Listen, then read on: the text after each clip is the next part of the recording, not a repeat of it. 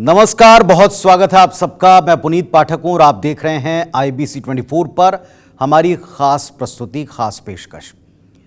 छत्तीसगढ़ के बनने के बाद से लेकर अब तक छत्तीसगढ़ के विकास की राह का सबसे बड़ा रोड़ा अगर कोई भी रहा है तो वो नक्सलवाद है। दशकों लंबा इतिहास है नक्सल हिंसा में पुलिस के जवानों की और आम लोगों की शहादत का, मारे जाने का। ताड़मेटला, रानी बोदली, झीरम कांड, ऐसे कई बड़े नक्सल हमले दाग के तौर पर छत्तीसगढ़ के माथे पर जड़े हुए हैं। ये वो हमले हैं जिनमें एक साथ बड़ी संख्या में लोग मारे गए। अगर छोटी वारदातों को, छोटी नक्सल घटनाओं को शामिल किया जाए तो एक बहुत बड़ा हिस्सा रेड कॉरिडोर का छत्तीसगढ़ में पड़ता है और ये एक नहीं दशकों से होता रहा है। और ऐसा ही एक दाग छत्तीसगढ़ के माथे पर झीरम कांड है। झीरम कांड जो साल 2013 में हुआ था। अब जो आप टीवी पर 3 तस्वीरें देख रहे हैं, ये हमारे अगले 2 घंटे की प्रस्तुतियों का पूरा निचोड़ है, सार है। साल 2013 तारीख आज ही की थी। 25 मई 2013 को नक्सलियों ने सबसे बड़ी साजिश को अमल में लाना शुरू किया। झीरम में हमला किया। किस तरह हमला हुआ डिटेल में आपको फिर बताएंगे। हालांकि ये याद है छत्तीसगढ़ के लोगों को, याद है देश को, याद है इससे मिले जख्म किस तरह साल रहे हैं। 12 वर्ष बीत गए लेकिन क्या कुछ बदल पाया? तो ये दूसरी तस्वीर कहती है कि काफ़ी कुछ बदला है। ये 2025 है साहब। नक्सलियों ने घुटने टेकना शुरू कर दिए हैं। ये 2025 है जब बदलते भारत की एक, जहां हम सीमा पर मिसाल देख रहे हैं, तो दूसरा नक्सलवाद के खात्मे को लेकर जो प्रयास हैं वो भी रंग ला रहे हैं। और 2025 में नक्सली घुटने टेकते नजर आ रहे हैं, मारे जा रहे हैं या फिर पकड़े जा रहे हैं। पकड़े जाना, मारे जाना, उनका ढेर होने का सिलसिला इतना तेज है कि ये आंकड़ा बड़ी तेजी से बढ़ रहा है। इसका भी पूरा डिटेल आपको बताने वाले हैं। 2025 में 176 नक्सली अभी तक ढेर हुए हैं। 2 बड़े ऑपरेशन अकेले अप्रैल और मई के महीने में अंजाम दिए गए। और मई के महीने की अकेले बात करें तो बसवराजू जैसा बड़ा टॉप लीडर जिस पर 1.25 करोड़ का इनाम था वो भी ढेर किया गया। ये वाकई नक्सलवाद के 2026 तक सफाई का एक सबसे पुख्ता संकेत है। और तीसरी जो तस्वीर आप देख रहे हैं 2013 से 25 के बीच बदलाव के इन 12 साल और खात्मे की तरफ नक्सली, इसमें क्या क्या करना पड़ा, क्या हुआ है, क्या प्रदेश ने देखा है, ये यात्रा किस तरह की रही है, ये सब कुछ आपको आज दिखाने वाले। तो अगले 2 घंटे विषय पर डिटेल में बात होगी। पीड़ितों से मुलाकात, उनका आज का हाल, उनके दिल के भाव। 2025 में जो नक्सलवाद के खात्मे का संकल्प पूरा होता दिख रहा है और नक्सली बैकफुट पर जा रहे हैं, अब वे शांति की गुहार लगा रहे हैं, अब वो सरकार को पत्र लिख रहे हैं, ये सब भी आपको आज हम दिखाने वाले हैं। तो अगले 2 घंटे हमारे साथ रहिए, IBC 24 के साथ रहिए और देखिए इन 3 तस्वीरों के पीछे का पूरा सच। जानिए कि इन 3 तस्वीरों के पीछे 2013 से 2025 तक क्या क्या बदला है, कितना बदला है।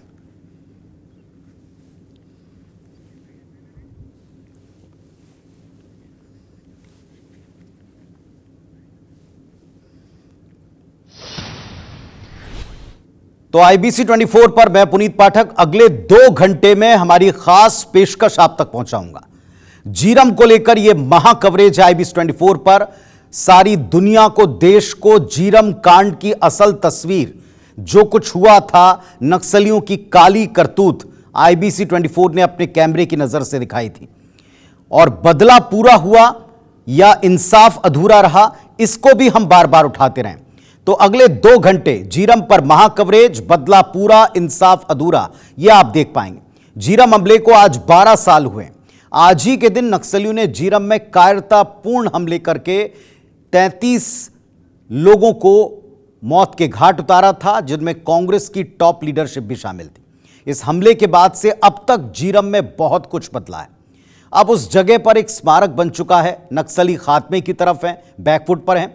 और इसके पहले कि हम आपको ये दिखाएं कि वहां जो बदला है या जिस अंदाज में अब बदल रहा है, लोग उसका स्वागत करते हैं, लोग अभी भी इंसाफ के लिए किस कदर इंतजार कर रहे हैं, यह आपको कुछ ही देर में हम दिखाने वाले हैं। लेकिन उस कांड की यादें, उसके जख्म, उसकी तस्वीरें आपको कुछ ही देर में जब टीवी स्क्रीन पर दोबारा से देखने को मिलेंगी तो सिहर उठते हैं उस याद को, उस खौफनाक मंजर को याद करके जब कांग्रेस की टॉप लीडरशिप को छलनी किया था नक्सलियों की गोली ने। दरभा की ये वही जीरम घाटी थी जहां गुजरते समय काफिले के ऊपर एक एम्बुश लगाकर नक्सलियों ने हमला किया था और इस हमले में 33 लोगों की जान चली गई थी। एक रिपोर्ट आपको सबसे पहले इस पर दिखाते हैं।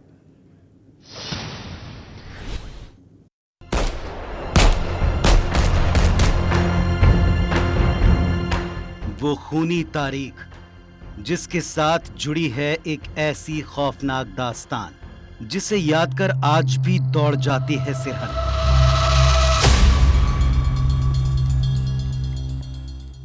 आज से 12 साल पहले आज ही की तारीख जब लोकतंत्र के माथे पर लगी थी नक्सलवाद के कलंक की कालिक। एक ऐसी मनहूस तारीख जिस दिन हुआ था छत्तीसगढ़ का सबसे बड़ा सियासी नरसंहार।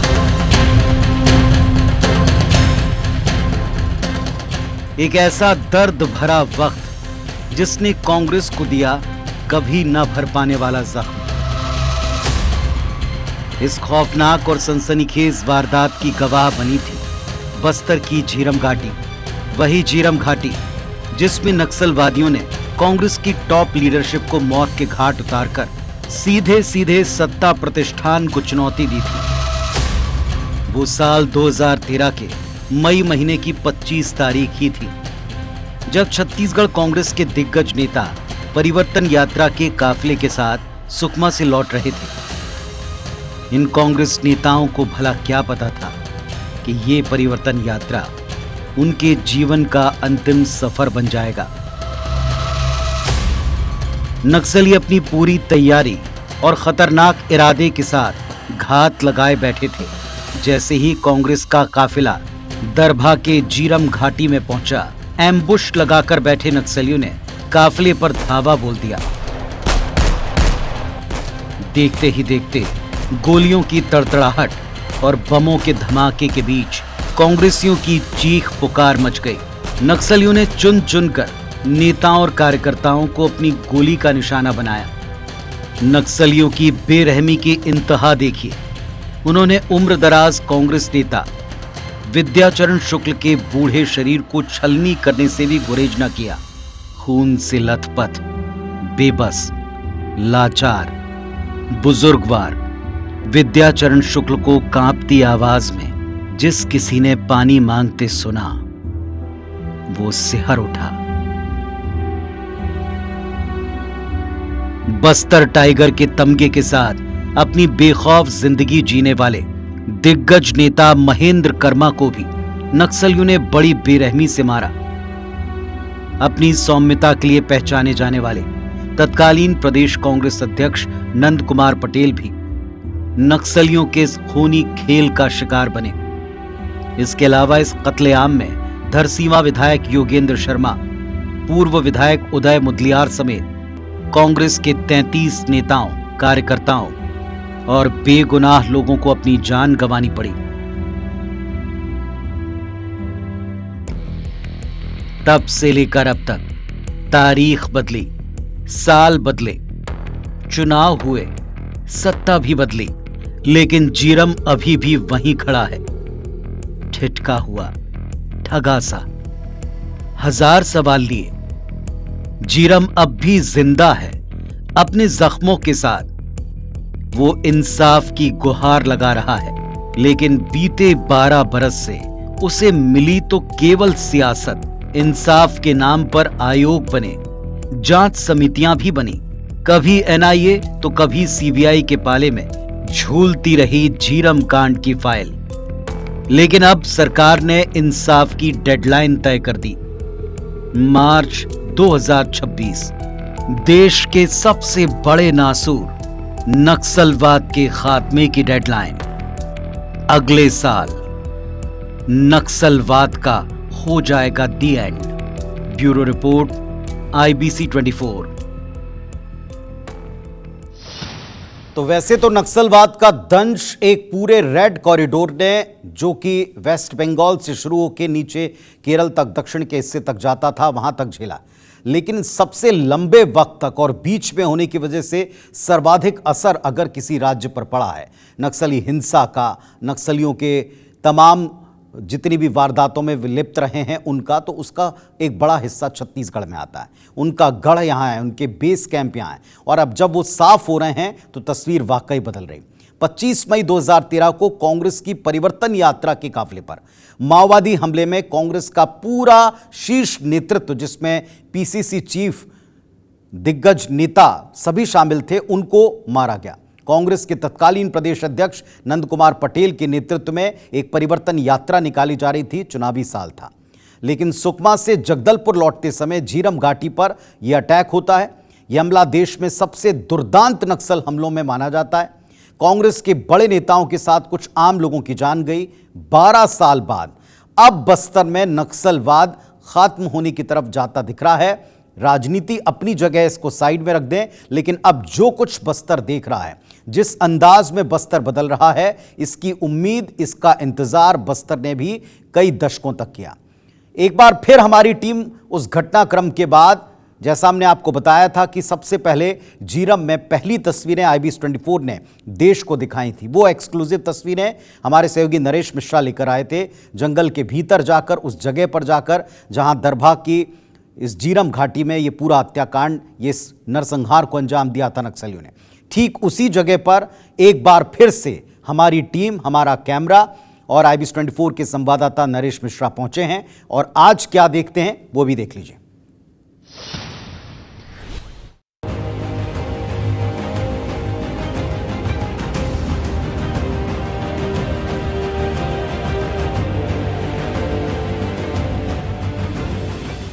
पच्चीस मई 2013 छत्तीसगढ़ ही नहीं बल्कि देश के इतिहास में ये बिल्कुल अलग दिन साबित होने वाला था। जगदलपुर से सबसे पहला हमारा स्टॉपेज यहीं पर था, क्योंकि जब हम यहाँ पहुंचे तो कई गाड़ियां लगी हुई थीं। सामने माओवादियों का पहला एम्बुश पॉइंट था और आसपास कुछ आवाजें सुनाई दे रही थीं। हालांकि हम चाहते थे कि हम इसके आगे बढ़ें और ये समझने की कोशिश करें कि ये घटना स्थल है या कोई और जगह, लेकिन आगे बढ़ने से पहले हमने वो पीटीसी यहाँ रिकॉर्ड की जो आखिरी पीटीसी थी, क्योंकि हमें लग रहा था कि शायद हम आगे नहीं जा पाएं, तो कम से कम ये जो एम्बुश पॉइंट है ये अपने दर्शकों को दिखा सकेंगे। हमने कोशिश की और आगे बढ़े तो देखा आग लगी हुई थी। आज ये सड़क आम है, लेकिन उस दिन इस जंगल में इस कट ऑफ के साथ आग लगी हुई थी। सड़क पर इसी जगह पत्थर बिछे हुए थे और आग लगी हुई थी। इसे ही कट ऑफ कहा जाता है। जिस जगह पर यह कट ऑफ था उससे करीब 7 किलोमीटर आगे एम्बुश पॉइंट था, लेकिन ये पूरी सड़क घुमावदार है और ऐसे में ये अंदाज उस वक्त नहीं लग रहा था कि घटना आखिर हुई कहाँ है। ना ये अंदाज था कि ये घटना इतनी बड़ी है। जहां आईडी ब्लास्ट हुआ था उससे कुछ दूरी पर ही हमें कुछ चेहरे दिखाई दिए, सिर्फ 1 या 2। हमें अंदाजा लग गया कि कुछ लोगों को नक्सलियों ने बंधक बनाकर रखा हुआ है, पर हमारी प्राथमिकता ये थी कि जो सिक्योरिटी प्रोटोकॉल होता है या कवरेज के दौरान जो विशेष तौर पर ध्यान देने की आवश्यकता होती है वो ये कि मुख्य सड़क पर पहले गंभीरता से ध्यान दिया जाए। इस वजह से हमने सड़क पर आगे बढ़ने का फैसला किया। जब हम सड़क पर आगे बढ़े तो जो नज़ारा इस घुमाव के बाद नजर आया वो दिल दहलाने के लिए काफ़ी था। सामने एक ट्रक था जिसमें 2 नौजवान घायल पड़े हुए थे। हमें देखते ही उनके मन में शायद हौसला आया और उन्होंने मदद की गुहार लगाई। हमने उसके ठीक सामने, मुझे याद है कि एक PSO भी था जिसके पेट पर गोली लगी थी। चेहरे से मैं उसे पहले भी जानता था। उसने मदद की बात कही, क्योंकि मुझे अंदाज था कि ये मदद कब तक यहाँ पहुँचेगी कहा नहीं जा सकता, क्योंकि सालों में ऐसे एम्बुश पॉइंट पर एम्बुलेंस पहुँचाना, पुलिस का पहुँचना काफ़ी मुश्किल होता है। इसलिए मैंने उसे सिर्फ पेट पर जिस जगह गोली लगी थी वहाँ साफा बांधकर खून रोकने में मदद की और कहा कि थोड़ी देर इंतजार कीजिए, जल्द ही मदद पहुंचेगी।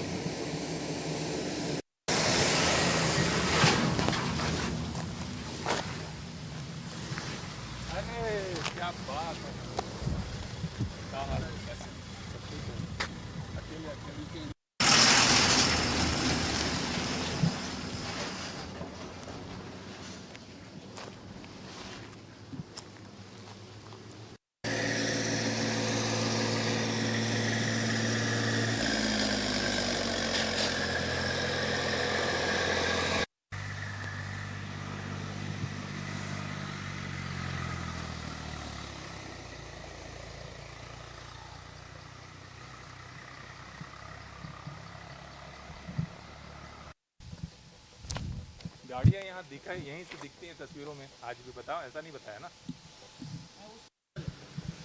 ठीक इस जगह पर ट्रक खड़ा हुआ था और उसके बाद वो घुमाव था जहां पर सबसे ज्यादा गोलीबारी हुई। इस जगह पर वो आप शॉट देखते हैं जहां पर गाड़ियां एक के बाद एक पीछे रुकी हुई हैं और उन गाड़ियों पर गोलियों के निशान हैं। सबसे ज़्यादा फायरिंग इसी जगह पर की गई थी और इस घाट में खास बात यह है कि इसकी ढलान काफ़ी गहरी है। आज भी गाड़ियां यहां पर काफ़ी आसानी से नहीं चढ़ पाती हैं और उस वक्त भी यही हुआ कि जैसे ही गाड़ियां यहां से चढ़ना शुरू हुई, ब्लास्ट हुआ क्योंकि रफ्तार धीमी थी और उसके बाद सिलसिलेवार चारों तरफ से गोलीबारी शुरू हो गई। हमने सबसे पहले सड़क पर ही आगे चलकर जायजा लेने का सोचा क्योंकि हम चाहते थे कि एम्बुश में क्या कुछ हुआ है उसकी तस्वीर स्पष्ट तौर पर देख ली जाए। इस बात का अंदाजा भी था कि शायद अगर आसपास नक्सली हों तो वो हमें भी बंधक बना सकते हैं।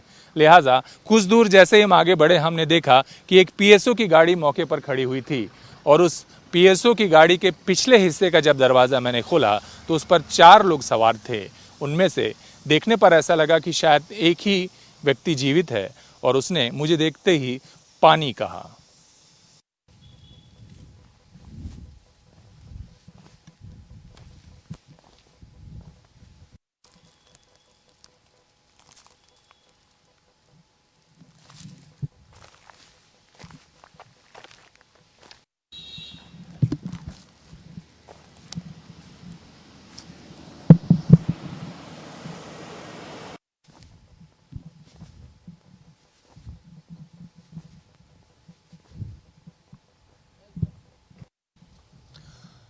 जगदलपुर से 43 किलोमीटर की दूरी, ये माइलस्टोन इस जगह की पहचान है जहां ये पूरा घटनाक्रम साल 2013 में अंजाम दिया गया। सिलसिलेवार घुमावदार सड़कों की वजह से एक के बाद एक गाड़ियों की लंबी कतार लगी हुई थी और सबसे आखिरी में माओवादियों ने एम्बुश शुरू होने के तुरंत बाद एक और कट ऑफ डाला था जिसकी वजह से कई गाड़ियां जो कांग्रेसी पीछे आ रहे थे वो पीछे ही रह गए और इस एम्बुश का शिकार होने से बच गए।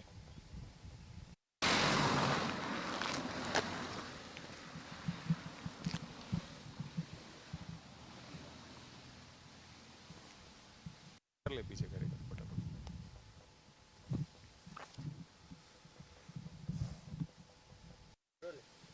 एक के बाद एक गाड़ियों के काफिले में अचानक मुझे विद्याचरण शुक्ल दिखाई दिए जिनकी गाड़ी यहां पड़ी हुई थी। उसके आसपास पूरा सामान बिखरा हुआ था। उस वक्त गाड़ी के नीचे कोई दिख रहा था पर जो विद्याचरण शुक्ल थे वो भी अपनी गाड़ी से नीचे लगभग अचेत अवस्था में लेटे हुए थे। देखने पर ऐसा लगा कि शायद वो चैतन्य अवस्था में नहीं है, लेकिन जब मैं नज़दीक गया और मैंने उन्हें आवाज़ दी, विद्याचरण जी, तो उन्होंने कौन हो ये पहला सवाल पूछा। घाटी में जघन्य हत्याकांड के कई अनसुलझे सवाल अब भी बाकी हैं जिनके जवाब जांच पर जांच होने के बाद भी अब तक नहीं मिल पाए हैं। बहुत से ऐसे परिवार हैं जो अब भी न्याय का इंतजार कर रहे हैं। इस बीच पुलिस ने बस्तर में माओवादियों के शीर्ष कमांडर को मार गिराने में कामयाबी हासिल की है, जो झीरम घाटी जैसे कई महत्वपूर्ण हत्याकांडों का मास्टरमाइंड माना जाता था। तो 12 साल बीत गए झीरम की इस घटना को घटे हुए, इस पूरे नरसंहार को हुए, लेकिन इसके बाद ऐसा सिलसिला चला कि न्याय के लिए आज भी झीरम के पीड़ित इंसाफ के इंतजार में बैठे हैं। उस पर हम एक डिबेट भी करने वाले हैं, लेकिन ये साल और ख़ास तौर पर 2024 और 25 ज़रा अलग से हैं। क्यों अलग हैं वो आपको एक ग्राफिक्स के द्वारा बताते हैं। वैसे तो नक्सलियों के सफाई के प्रयास हर सरकार ने किए, लेकिन 2024 के 10 बड़े एनकाउंटर अब आप टीवी स्क्रीन पर देख रहे हैं। ये आप देखें 10 बड़े एनकाउंटर जिसमें 163 नक्सली ढेर हुए। इसमें हर वो तारीख है, हर वो हमला है जो 2024 में अंजाम दिया गया। 2024 में जिस तरह से नक्सलियों का सफाया हुआ, 10 बड़े एनकाउंटर। 22 नवंबर 2024 सुकमा जिले में 10 नक्सली ढेर हुए। 4 अक्टूबर 2024 थुलथुली मुठभेड़ में 38 नक्सली मारे गए। 3 सितंबर 2024 दंतेवाड़ा में 9 नक्सली ढेर हुए। 15 जून 2024 अबूझमाड़ में 8 नक्सली ढेर हुए। फिर 23 मई 2024 अबूझमाड़ के रेकवाया में 8 नक्सली ढेर हुए। 10 मई 24 बीजापुर के पामेड़ में 12 नक्सली ढेर हुए। 29 अप्रैल 2024 कांकेर में 29 नक्सली मारे गए। 2 अप्रैल 24 बीजापुर के कोरचोली में 13 नक्सली मारे गए। यह है 2024 की लिस्ट। इसके बाद आपको यह भी बताएंगे कि 2025 में जो अभी मुठभेड़ हुई हैं उसमें कितने नक्सली ढेर हुए। लेकिन ये पिछले साल 2024 में जो नक्सल हमले में मारे गए लोग हैं, ये उनकी लिस्ट आप देख पा रहे हैं।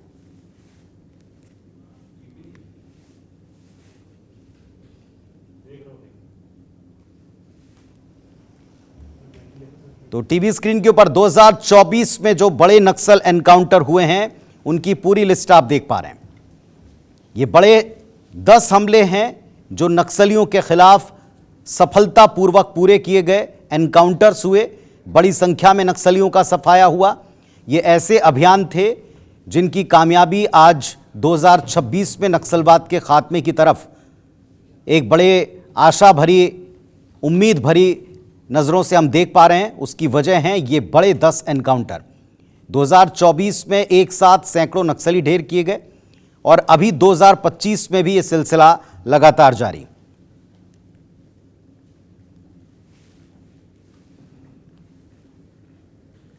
तो 2025 में भी कुछ बड़े एंटी नक्सल ऑपरेशन अंजाम दिए गए। हाल ही में नारायणपुर में 27 नक्सली ढेर हुए। इसके अलावा 2025 के बड़े ऑपरेशन देखें जिसमें 173 नक्सली मारे गए। उनमें 15 मई 2025 तेलंगाना और छत्तीसगढ़ की बॉर्डर पर कर्रेगुट्टा की पहाड़ी में 31 नक्सली ढेर हुए। 21 दिन सबसे लंबा ऑपरेशन चला। इस पर एक डिटेल रिपोर्ट भी हम आपको दिखाने वाले। 12 अप्रैल 2025 दंतेवाड़ा बीजापुर बॉर्डर पर मुठभेड़ हुई, 3 नक्सली इसमें ढेर हुए। 31 मार्च 2025 इसमें तेवाड़ा बीजापुर बॉर्डर पर 45 लाख की इनामी महिला नक्सली ढेर हुई। और इसी तरह से ये वो 10 बड़े एनकाउंटर्स हैं 2025 के जिसमें तकरीबन 200 नक्सलियों को ढेर कर दिया है। इतनी ही तादाद में नक्सली पकड़े गए हैं, इससे कहीं ज्यादा सरेंडर हुए हैं।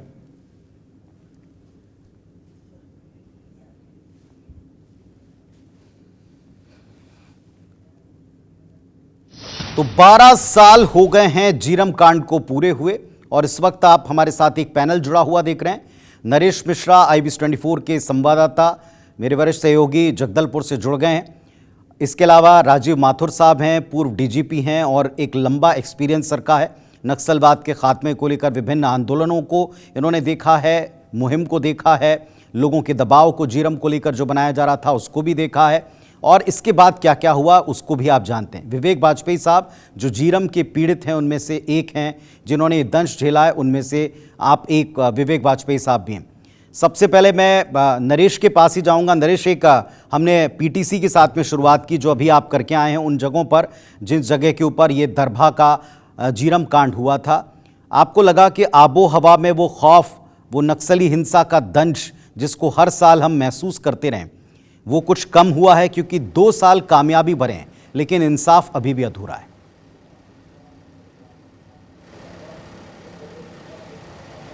नहीं, देखिए, खौफ तो बिल्कुल ख़त्म सा है लगभग एक, क्योंकि CRPF या पैरामिलिट्री फोर्सेस जहाँ तैनात रहती हैं वहाँ इस बात का लोगों को अंदाज़ रहता है कि यहाँ कुछ सुरक्षा की इश्यूज़ हैं। तो एक सामान्य सा केवल एक लोगों के दिमाग में रह गया है कि एक सामान्य खौफ की परिस्थितियाँ हैं, वो भी अंदरूनी इलाकों में जाने के नाम पर। मुख्य सड़क, क्योंकि पहले भी राष्ट्रीय राजमार्ग थी, जीरम की घटना होने से पहले भी इस जगह पर लोगों का आवागमन सामान्य था, उतनी दहशत नहीं थी। लेकिन ये जो 22 किलोमीटर का पैच था दरभा से लेकर तोंगपाल के बीच का, ये ऐसा पैच था कि जहाँ पर नेटवर्क नहीं था और इस वजह से इसको एम्बुश बनाया गया था। और इस पूरे क्षेत्र में एलंगनार, चांदामेटा, कोलेंग, दरभा, इन सब जगहों पर नक्सली गतिविधियाँ बहुत चल रही थी। तो इग्नोरेंस थी कहीं ना कहीं सिक्योरिटी की, कि ये मानकर चल रहे थे लोग कि राजनीतिक पार्टी या आम लोगों पर हमला नहीं होगा, और ये हो गया। तो ये परिस्थितियाँ अगर आप इतने सालों के बाद बोलें तो ये कुछ बदला है। लेकिन अगर आप राजनीतिक तौर पर ये कहें कि इस पूरे मसले के समाधान या जांच या जो नतीजे अपेक्षित उम्मीदें की जा रही हैं उन जांचों पर सवालिया निशान, तो आज भी लगभग ये वैसे ही हैं। आम जनता के पास इससे जुड़ा कोई जवाब नहीं है। और हैरानी की बात है कि दोनों ही दलों की सरकारें रह गईं और तब भी किसी नतीजे तक वो नहीं पहुंच पाईं। और कोई भी जो सही जो इन्वेस्टिगेशन है उसके नतीजे अब तक आने बाकी हैं, जिसमें एनआईए की जांच के भी अंतिम रिपोर्ट आनी बाकी हैं। हालांकि ये कहा जा रहा है कि कोर्ट में गवाही का प्रक्रिया लगभग पूरी हो गई है। कुल जो करीब 88 लोगों को विक्टिम इसमें, जिसमें 88 जो आरोपी थे, उनके मामले में भी जांच के बाद एक नतीजा सामने आ सकता है।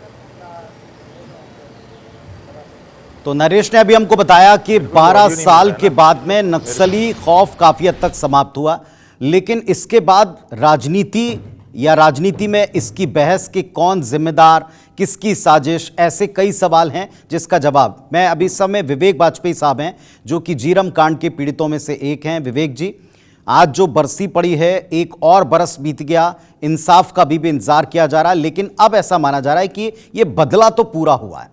बदला इस अंदाज में पूरा हुआ है कि अब नक्सलवाद उखड़ चला है, पैर उखड़ चले। ये माना जा रहा है कि 26 तक वाकई दी एंड हो जाएगा, जो केंद्र का और राज्य की सरकार का दावा है।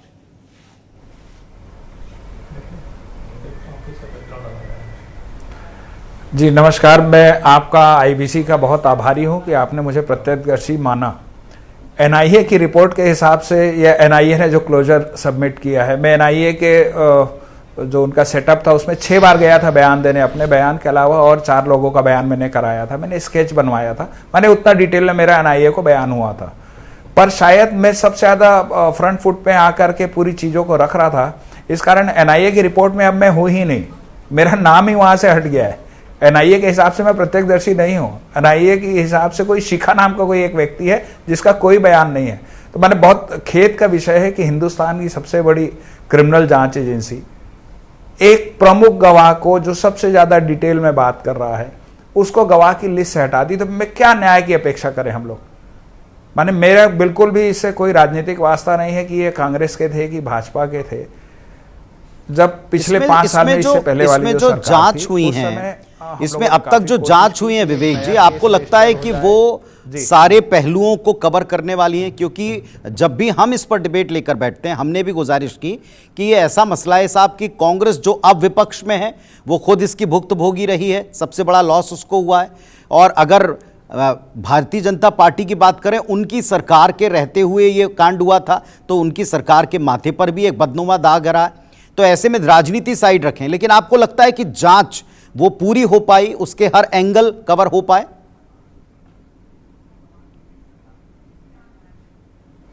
जी नहीं, मैं आपको वही बोल रहा हूं कि अगर जांच के सारे एंगल कवर हो गए होते तो बहुत अच्छी बात होती। अगर पर्पसली एक प्रमुख गवाह को आपके जांच के दायरे से बाहर किया जा रहा है, तो आप उनका एजेंडा समझ सकते हैं कि क्या सोच के क्या किया जा रहा है। किसी के कार्यप्रणाली पर को मैं चैलेंज नहीं करना चाहता, मेरी एकमात्र ख्वाहिश है कि हमको न्याय मिलना चाहिए।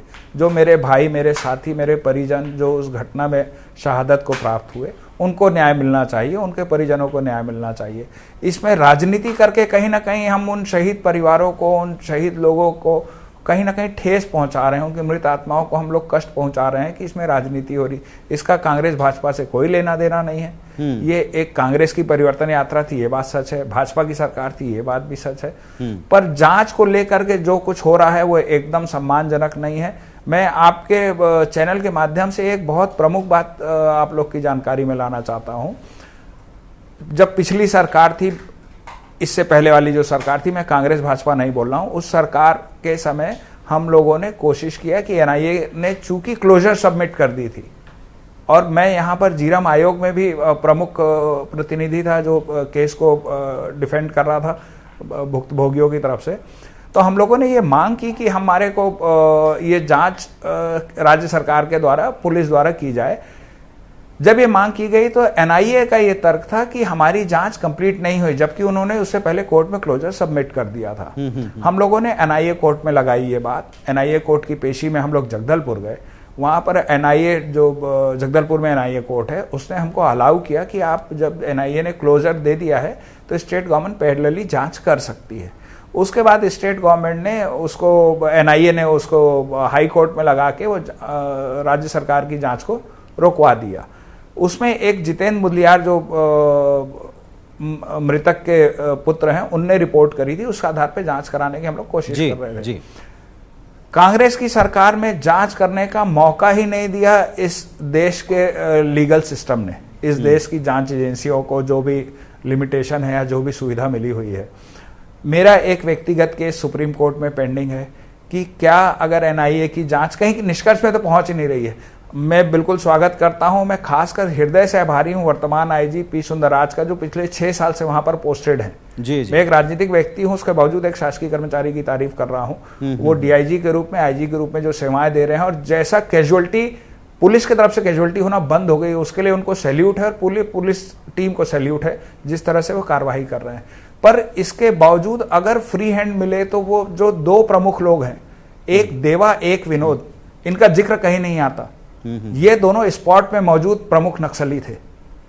इन दोनों के बारे में बात क्यों नहीं होती, मैं समझ नहीं पा रहा हूं। अभी लेकिन एक बात मैं बात को, चर्चा को, आप जो कुछ भी कह रहे हैं वो सीधे सीधे सत्ता पक्ष तक भी जा रहा है, प्रदेश भी उसको सुन रहा है। इस वक्त आप लाइव जा रहे हैं और इस बात को सब लोग समझ रहे हैं, आपका इशारा जिस तरफ है। लेकिन एक बात मैं और पूछूंगा विवेक साहब कि हमने भी बहुत इंतजार किया कि वो दिन तो कभी आए कि जब उस दरबा घाटी में, उस जीरम घाटी में खौफ पूरी तरह समाप्त हो जाए। वो बस्तर जो सुंदरता के लिए जाना जाता है, वो सुंदरता के लिए जाना जाए। अब आपको लग रहा है बदला पूरा हो रहा है। एक सवाल का हिस्सा, एक हमारे डिस्कशन का हिस्सा ये भी है कि आपको लग रहा है कि अब बदला पूरा हो रहा है, अब वाकई सफाया हो रहा है, अब बहुत कुछ ऐसा है जो बदल रहा है।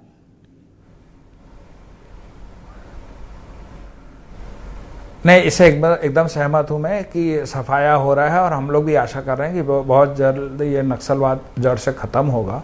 पर ये नक्सलवाद की आड़ में जो लोग अपनी रोटी सेके हुए हैं, उनका भी तो कहीं ना कहीं चेहरा बेनकाब होना चाहिए, ऐसी हमारी मंशा है। जो अपराधी हैं, जिन्होंने, आपका इशारा है कि जो राजनीतिक साजिश थी उसको पर्दाफाश होना चाहिए, वो बेनकाब होना चाहिए। जो मांग कांग्रेस कहती तो रही लेकिन पूरी नहीं कर पाई आपकी बातों से, यही कहना चाह रहे हैं आप? जी मैं कांग्रेस में आपसे एक बार हाथ जोड़ के निवेदन करूंगा, कांग्रेस भाजपा नहीं, जो कोई सरकार है, जो कोई सिस्टम है, जो कोई लीगल, अभी आप ही ने यहीं पर बैठ करके कहा कि एजेंसीज को काम इसमें नहीं करने दिया गया, या हम किसी को ब्लेम करने नहीं आए हैं, सिर्फ ये बताने आए कि एक्चुअली फैक्ट्स कहां हैं, कहां बीच में मामला रुका रहा। लेकिन फिलहाल मैं जाऊंगा राजीव माथुर सर के पास में, और मनीष गुप्ता जी नक्सल मामलों के एक्सपर्ट और वरिष्ठ पत्रकार भी जुड़ गए, उनको भी नमस्कार है, उनका भी इस पैनल पर मैं स्वागत करता हूं। लेकिन फिलहाल राजीव माथुर साहब के पास में जाऊंगा। माथुर सर, जिस दिन का हमको इंतजार था, जिस तरीके का हमको इंतजार था, सबके मन में था। हम अक्सर खबरें दिखाते थे, उधर से नरेश जी हमको वहां की तस्वीरें दिखाते थे, देखकर खून खौलता था, लगता था कि कोई दिन आए कि जब इनका वाकई दी एंड सफाया हो। अब यह बदला पूरा होने जैसा दिखाई पड़ रहा है। अब वहां पर नक्सलियों के कैंप ध्वस्त हो रहे हैं और पुलिस के कैंप स्टैब्लिश हो रहे हैं। बहुत स्ट्रेटेजी में बदलाव का, केंद्र और राज्य के फोकस का असर दिख रहा है।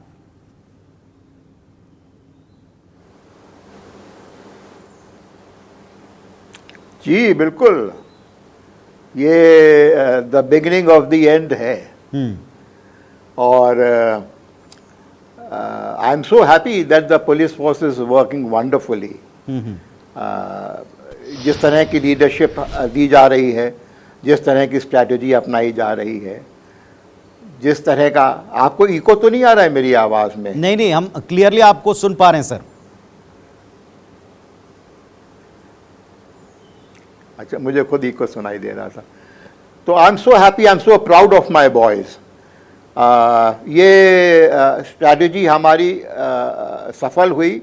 इसका बेसिक कॉज ये भी था कि हमने डीआरजी की मदद ली, सरेंडर नक्सलाइट्स की मदद ली। ये जो हमारी राज्य सरकार की जो नीतियां थीं, सरेंडर की पॉलिसी जो थी, वो कामयाब हुई।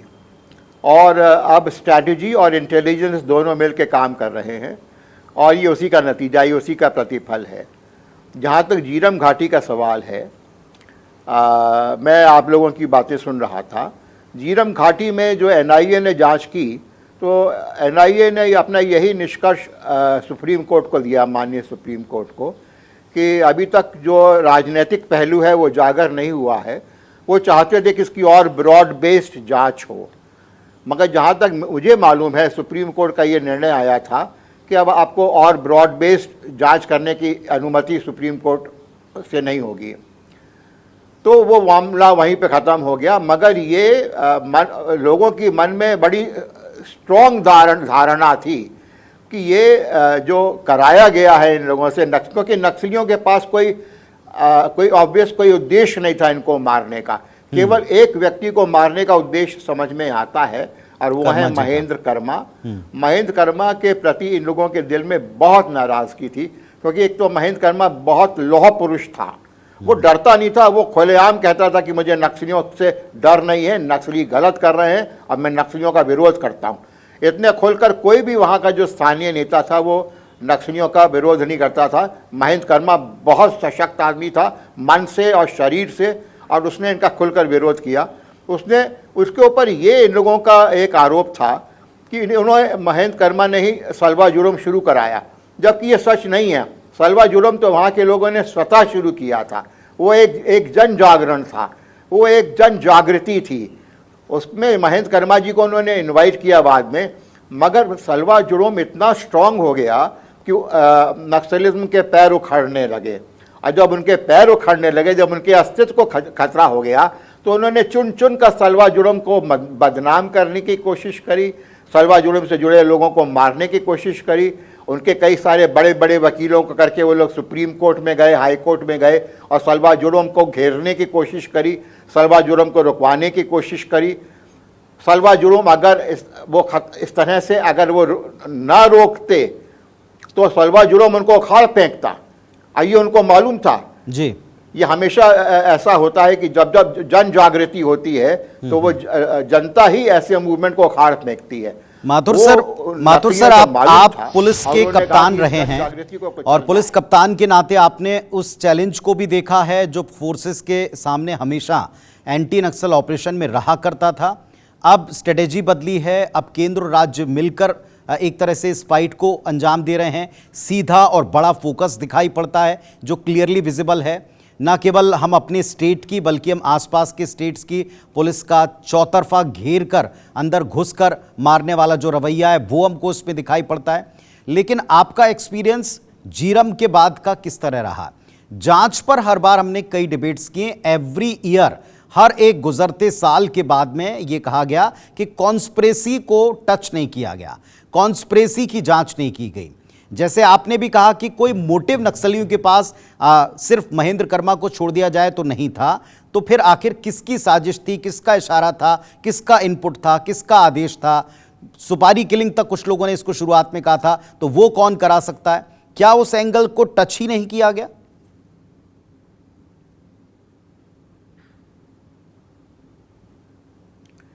देखिए, मैं भी इसमें कोई राजनीतिक टिप्पणी नहीं करूंगा, और मैं दूसरे आपको ये भी स्मरण कराना चाहूँगा, आपको शायद नहीं ज्ञात होगा, मैं 2011 में बतौर डायरेक्टर सरदार वल्लभ भाई Patel national police academy Hyderabad के रिटायर हो गया था। और ये घटना मेरे रिटायरमेंट के 2 साल बाद घटी थी, तो मैं एक दृष्टा के रूप में इसको देख रहा था। मगर और लोगों की तरह से यहाँ पे छत्तीसगढ़ में बहुत सारे लोगों के मन में एक पर्टिकुलर घटक का नाम था जिन्होंने ये कराया है, मगर उस घटक का नाम कोई खुले रूप से ले नहीं रहा था। और ये उम्मीद थी कि जब ये एनआईए जांच करेगी तो उसमें ये घटक का नाम सामने आएगा, लोग बाग खुलकर उसके सामने बयान देंगे, मगर नहीं आया। तो आज भी मन में वो भाव बना हुआ है लोगों को मालूम है कि तीर कहाँ चलाना है, मगर चलाने का कोई वो नहीं हो रहा, कोई प्रत्यक्ष प्रमाण नहीं मिल रहा है। इसलिए मेरे ख्याल से तो ये कभी उजागर हो ही नहीं पाएगा। कुछ इस तरह का ये अबूझ पहेली रहेगी, जैसे राजीव गांधी जी को जब मारा गया था तब भी लोगों ने कहा था कि पार्टी के घटक ने ही उनको मरवाया है और एलटीई को प्रेरित किया है। मगर ये सब अबूझे प्रश्न हैं, ये कभी सुलझेंगे कि नहीं सुलझेंगे ये भगवान ही जानता है। बिल्कुल आपने ठीक कहा, और इसीलिए हर बार हमको ये अपनी एक डिबेट रखनी पड़ती है कि साहब इसमें जो एंगल छूट गए उनको इंक्लूड करने वाली जो पिछली सरकार की डिमांड थी कि इसमें कम से कम कोई एक ऐसी जांच होना चाहिए जो इस केवल कॉन्स्पिरेसी को फोकस करे, कुछ छूटे हुए सवालों को इसमें इंक्लूड किया जाए, पर वो 5 साल हो नहीं पाया। और इस पूरे दौर को मनीष गुप्ता जी ने देखा है, हमारी टीम के साथ में भी देखा है, कई डिबेट्स में वो हमारे साथ शामिल रहे। मनीष गुप्ता साहब, अब बदला पूरा हुआ है, अब बदला पूरा हुआ। मैं बार बार इसलिए कह रहा हूं कि ये बस्तर के लोग कहते हैं कि साहब जो भी घटनाएं अलग अलग हिस्सों में घटी थी, पहले हमको ऐसा लगता था कि हम गुहार सी लगा रहे हैं कि अब शांति दे दें, लेकिन अब नक्सलियों की तरफ से लेटर आ रहे हैं और सरकार कह रही है कि अब वक्त निकल गया, सीधे सरेंडर करिए आप, वक्त बदल गया, ये साफ इशारा है। तो क्या बदला पूरा हुआ?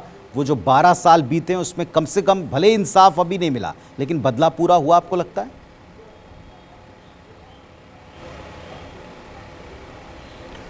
नहीं पुनीत जी, मुझे ऐसा लगता है कि बदला पूरा होने की शुरुआत हो गई है। दरअसल देखिए, इस घटनाक्रम में जो झीरम कांड हमने देखा है या बस्तर में जो और भी दूसरे बड़े कांड हुए हैं जो नक्सलियों के द्वारा अंजाम दिए गए हैं, ये अपने आप में बड़ा विभत्स कांड रहा है और नक्सलियों ने क्रूरता की सारी हदें पार की हैं। जिस तरीके से अभी 2-3-4 दिनों पहले नक्सल चीफ बसव राजू की मुठभेड़ में मौत हुई, ये कहीं ना कहीं लोगों के मन में एक सुकून पैदा करता है, क्योंकि जो नक्सलियों ने इस घटना को अंजाम दिया था, अगर उसका चीफ अपने आप को सुरक्षित नहीं कर पाता, उसको लोग जो है कहीं ना कहीं उनके लोग उनको सुरक्षित नहीं रख पाते और वो मुठभेड़ में मारा जाता है, तो ये एक बहुत बड़ा अचीवमेंट है। और मुझे लगता है कि तात्कालिक रूप से हमें ऐसा लगता है कि बदले का एक बड़ा पार्ट जो है ये पूरा हो चुका है, क्योंकि जिस तरीके से जब ये घटना हुआ 2013 में, उस समय जो बसव राज जो है वो नक्सलियों की मिलिट्री विंग के हेड हुआ करते थे, और चूंकि उस घटनाक्रम में बसव राज जो दरभा डिवीज़न में जो है गगन्ना के नाम से कुख्यात था, और उस दौरान उसकी मौजूदगी एनआईए ने भी उसकी पुष्टि की है और जो लोकल फोर्स है उन्होंने भी इसकी पुष्टि की है।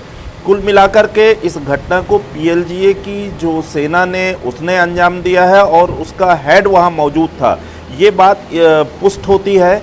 और अगर किसी संगठन का हेड वहाँ मौजूद हो और उसकी मौजूदगी में घटना हो और हेड को कहीं ना कहीं अगर फोर्स मार गिराने में सफल होती है, तो मुझे लगता है ये एक कहीं ना कहीं एक राहत की बात होगी। और जो लोग उस घटनाक्रम में शहीद होंगे, कहीं ना कहीं उनके मन में भी इस बात का सुकून होगा कि जो मुख्य साजिशकर्ता अगर फोर्स के हाथों मारा गया है, तो कहीं ना कहीं आधा न्याय तो मिल चुका है। अभी उस घटनाक्रम में जो 2 और प्रमुख जो नक्सलियों का नाम आ रहा है, जैसे विनोद का नाम आ रहा है और एक और नक्सली है, इनका नाम मुझे याद नहीं आ रहा है, इन दोनों की मौजूदगी भी थी और इन लोगों ने बहुत विभत्स रूप में उस घटनाक्रम को अंजाम दिया था और वो एक बड़े कोर ग्रुप को लीड कर रहे थे। तो ऐसे में ये जानना, मतलब मुझे भी इस बात की थोड़ी सी मतलब शांति महसूस हो रही है कि हमने हमारे सिक्योरिटी फोर्सेस ने, हमारे जवानों ने एक हिस्सा तो उसका ख़त्म किया। अब रही बात की कॉन्स्पिरेंसी की, तो वो एक बृहद जांच का विषय है और जिस तरीके से मामले सामने आ रहे हैं और जिस तरीके से अभी फोर्स ने लगातार नक्सलियों पर शिकंजा कसा है, मुझे लगता है आने वाले समय में इस घटना में जो शामिल है, कई नक्सली मारे गए हैं, पहले भी मारे जा चुके हैं, जो रहे सहे नक्सली वो भी मार गिराए जाएंगे।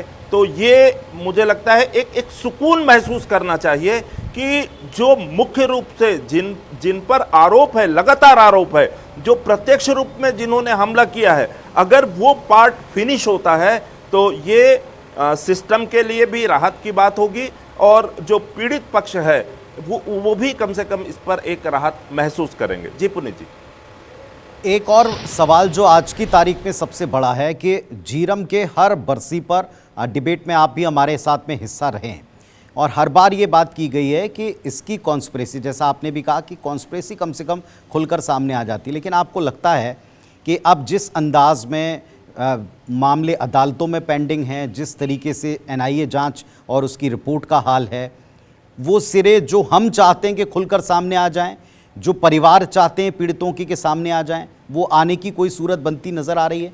जैसे हम एक पूरा ताकत लगता पा रहे हैं कि आप नक्सलियों का सफाया कर दें, जब देश के गृह मंत्री ने बोल दिया और उसको बार बार दोहरा रहे हैं और उसकी परिणति हम देख पा रहे हैं, तो ऐसा डेडिकेशन हमको किसी सरकार का, किसी जांच एजेंसी का इस मामले में कम से कम दिखाई नहीं पड़ता है। तो उम्मीद आप करते हैं कि वो सच सामने आएगा?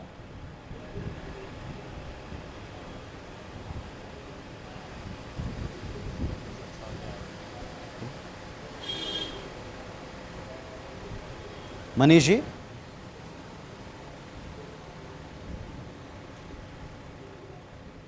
चलिए, मनीष जी का संपर्क शायद हमसे नहीं हो पाया। मैं फिलहाल, हमारे साथ में जो विवेक वाजपेयी साहब जुड़े हुए हैं। विवेक वाजपेयी जी, चूंकि आज वो दिन है जब उसको लेकर एक बार फिर से श्रद्धांजलि दी जा रही है, जो जिन लोगों ने अपनी जान गंवाई थी, जो प्रत्यक्षदर्शी के नाते आपने महसूस किया, वो आप पहले भी बोल चुके हैं।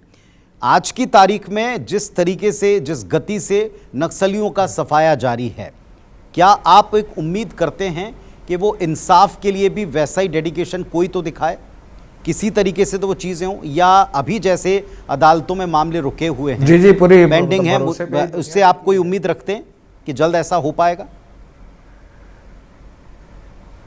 जी, जिस स्पीड से नक्सलियों का सफाया हो रहा है, मैं पहले भी पुलिस फोर्स को सैल्यूट कर चुका हूं। जिस डेडिकेशन से, जिस स्ट्रेटजी से वो लोग काम कर रहे हैं, वो हर हाल में सैल्यूट करने लायक हैं। और आशा पे ही दुनिया टिकी है। हमको आशा है कि ना सिर्फ पुलिस से, बल्कि हमारे इंडियन डेमोक्रेटिक सिस्टम से भी हमको न्याय मिलेगा। और ये कॉन्स्पिरेसी पार्ट जो आज तक छूटा हुआ था, उसके ऊपर भी जरूर गृह मंत्री जी संज्ञान लेंगे और उस पार्ट को भी थोड़ा फोकस करेंगे, क्योंकि बहुत सारे छोटे छोटे नक्सली, आज जो डीआरजी की बात हो रही है, मैं आपकी जानकारी में शायद होगा, फिर भी मुझे मालूम है इसलिए मैं बताना चाहता हूं कि हम लोगों के ऊपर जिन लोगों ने गोली चलाई थी, वह आज से 4 साल पहले उसी थाने में पदस्थ थे आरक्षक के रूप में। एक आरक्षक से हमारी बातचीत हुई, तो उसने बातचीत के दौरान ये बोला कि मैं तो साहब, मैं वायरलेस ग्रुप पे था, जो लड़की आपके ऊपर मशीन गन से गोली चलाई वो भी तो मेरे थाने में पोस्टेड है, उससे बात करिए ना आप। माने इस लेवल का हमारे पास इनपुट का व्यवस्था है। पता नहीं हम लोग उस व्यवस्था को क्यों नहीं यूज कर पा रहे हैं, क्या दबाव है? क्योंकि इंडिपेंडेंटली अगर एजेंसीज काम करेंगी तो जरूर खबर निकल के आएगी। कहीं ना कहीं ऐसा लगता है कि इंडिपेंडेंटली काम नहीं करने दिया जाता। अगर एनआईए इतनी बड़ी जांच एजेंसी, हिंदुस्तान की सबसे बड़ी जांच एजेंसी है, तो उससे ऐसी लापरवाही की आप अपेक्षा नहीं करते, अनलेस एंटिल उसके पीछे उनका कोई एजेंडा हो, उनको कोई ड्राइव कर रहा हो, वो खाली चेहरा मात्र हो। क्योंकि मैं जैसे बोल रहा हूं कि मेरा बयान ही जब गायब हो गया, सवाल को राजीव माथुर जी के पास ले जाना चाहूंगा। ऑथेंटिसिटी के बारे में क्या बोलना? राजीव माथुर सर, इस पर आप कमेंट करेंगे? जो बात अभी बताई है विवेक जी ने, वो बहुत ही बड़ी बात है कि अब चूंकि पूरी चीजें टेबल टर्न हो चुकी है और ऐसे बहुत से लोग जो उस समय नक्सलियों के पाले में थे, अब आकर हमारी मदद करें, हमारे साथ हैं, उस लेवल का इनपुट है। और एनआईए और तमाम जांच एजेंसियां केपेबल हैं, लेकिन बशर्ते उनको कोई रोके ना, कोई एजेंडा इसके पीछे ना हो। आप क्या राय रखते हैं इस पर?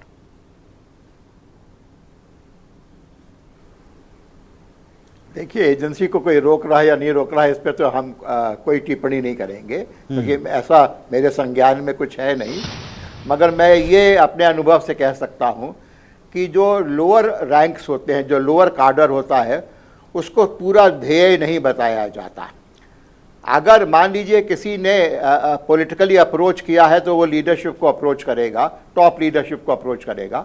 और जो 2-4 टॉप के जो लीडर्स हैं, उनको मालूम पड़ेगा कि हमारे पास कहाँ से रिक्वेस्ट आई है, क्योंकि जब रिक्वेस्ट आती है तो बहुत बड़ी धनराशि भी उसके साथ आती है।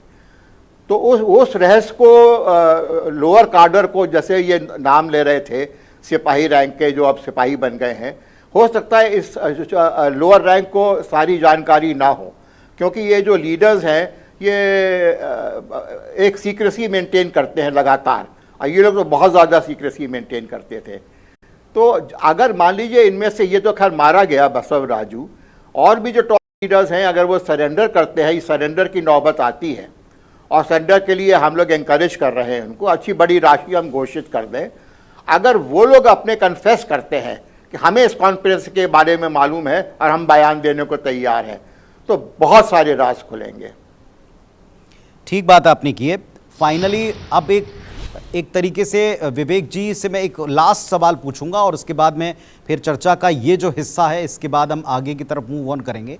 विवेक साहब, इस मंच पर IBC 24 पर आज के दिन सरकार से, पुलिस फोर्स से, जांच एजेंसियों से कोई भी मांग आप करना चाहें बड़े संक्षेप में तो क्या होगी?